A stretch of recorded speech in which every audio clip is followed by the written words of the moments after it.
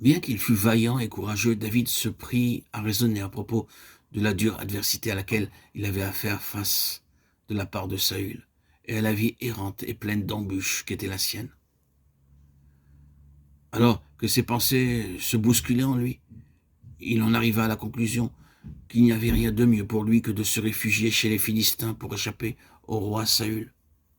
C'est ainsi qu'il prit peur et demeura à Gath, et ensuite à Tsiklag pendant 16 mois, période durant laquelle son éducation spirituelle fut arrêtée à cause de sa désobéissance. 1 Samuel 27.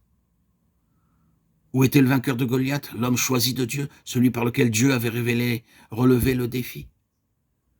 Il est possible qu'une certaine lassitude se soit instaurée en lui à cause de la durée de l'épreuve, et c'est ainsi que la situation le domina. Pour un temps, David s'éloigna de Dieu et sortit de ses voies. Ce fut par le refus des princes des Philistins de le voir combattre à leur côté qu'il fut contraint de retourner à Tsiklag avec ses 800 hommes, qu'il y trouva la ville incendiée, pillée, et les habitants emmenés captifs par les Amalécites. Sa situation était fort critique, mais reprenant courage, il s'humilia profondément, se repentit de son péché et revint à Dieu de tout son cœur, se plaçant comme tout à nouveau sous son entière seigneurie pour consulter et recevoir du Seigneur les directives concernant ce qu'il convenait de faire.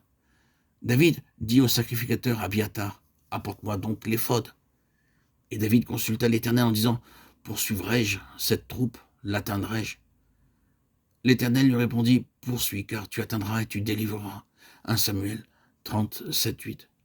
C'est ainsi qu'il fit le pas en vue de recouvrer tout ce qui avait été perdu à cause de sa désobéissance.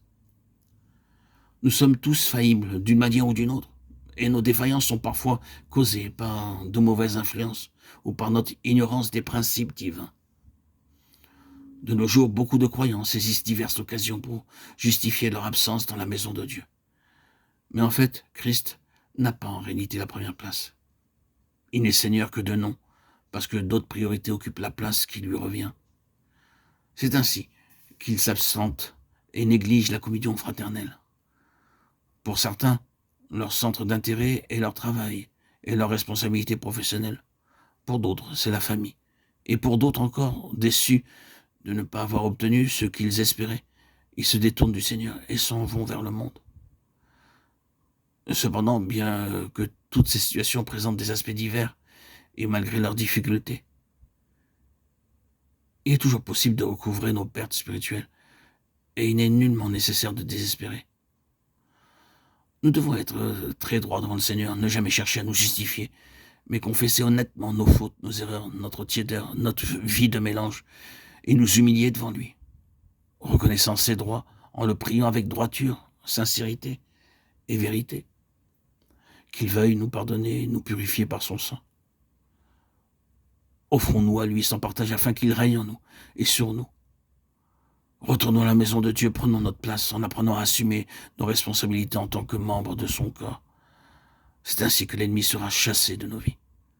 Ce n'est que dans la mesure où Christ occupe la place centrale et suprême que nous recouvrons nos pertes causées par l'ennemi. Cette responsabilité nous incombe.